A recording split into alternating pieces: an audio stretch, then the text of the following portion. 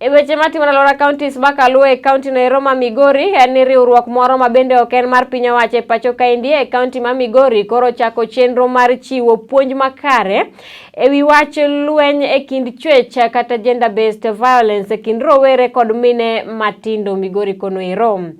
Koloso e kinde romo moro e dispensary ma Anjejo e Kakra Ward, Suna East Sub County, Community Health Officer makono Mano Mikael Elizabeth Nyadima owacho ni riwruogno osebedo ka puonjo Wakeyni e gwenge mag Uriri kanyakla kod Suna East kuom ndalo maromo 16 ka owacho ni luoro achaya kanyakla kod wich kuot ma bende osemiyo Wakeyni mathoth kanyakla kod nyithindo marowere ma nyiri ok go lipot ne lweny ma kamago eko magikaloe.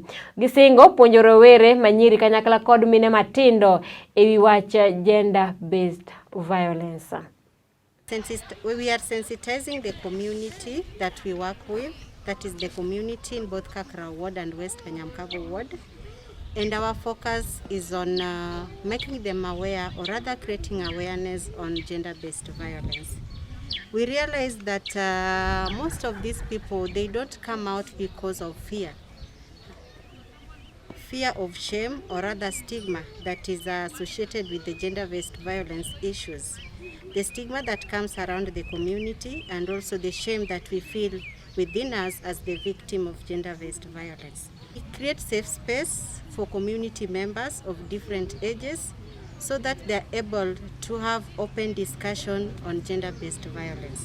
So today our target was on young mothers, and the reason why we focused on young mothers is because I believe all of us are... Gender-based violence is an impediment to development.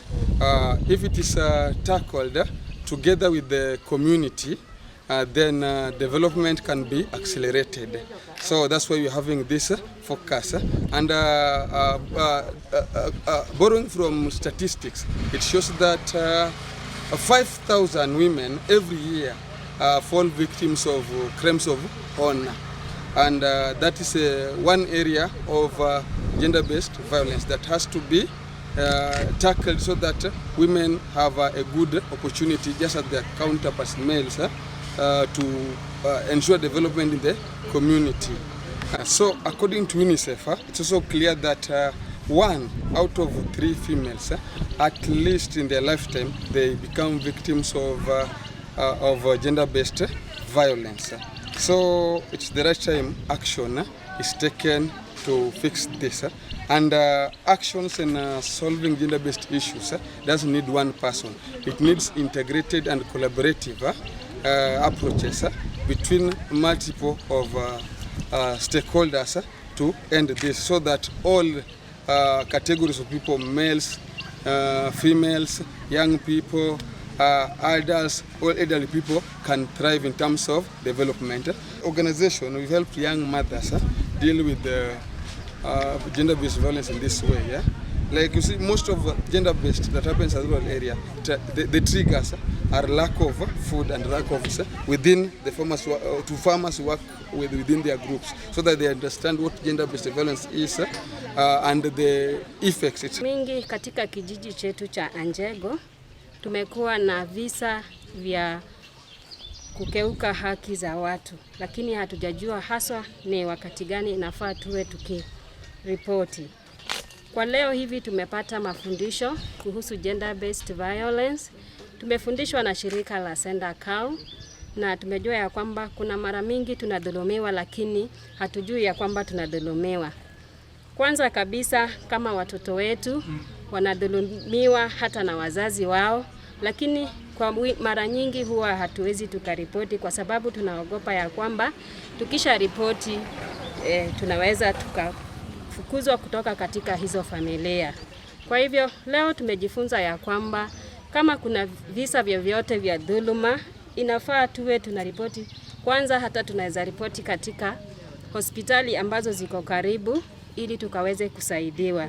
Hapa katika kijiji chetu cha Anjego, wamama wadogo hawa wanapitia dhuluma kama kupigwa, kulazimishwa, saa zingine kufanya ngono kama saa zingine hawajajisikia, kwa vile wamefanya kazi, wao ndio wanaenda vibarua kutafuta mapato yao ya kila siku, na akirudi amechoka na analazimishwa na mzee wake ya kwamba lazima wawe na ngono, na mama akikataa lazima atapigwa, akatekatwe, ama hata anaweza pigwa mpaka hata macho yake ikatoboka. Huwa tunatembea katika vijiji, na tukipata visa kama hivi huwa tunawatuma kwanza waende kwa hospitali watibiwe. Wakisha tibiwa kwa hospitali wataandikia barua ya kwenda kuripoti hivi vyesi katika police station, na itaendelea kutoka na hapo.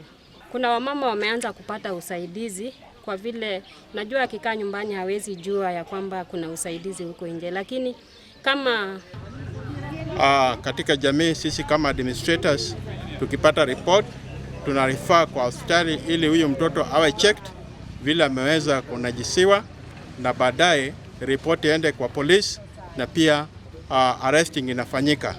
Tunashukuru kwa sababu wakati huu departments ama FIDA imeweza kuingilia ndani, departments za GB zimeingilia ndani kwa ajili ya kufundisha wananchi kujua haki zao, na tunashukuru ya kwamba saizi implementation inafanyika vizuri, na by now there is a crime reduction baada ya mafundisho yaliyo mazuri. Namba 2, ninaona tuko na CHVs wanatusaidia, tuko na village elders wanatusaidia kupeana pia information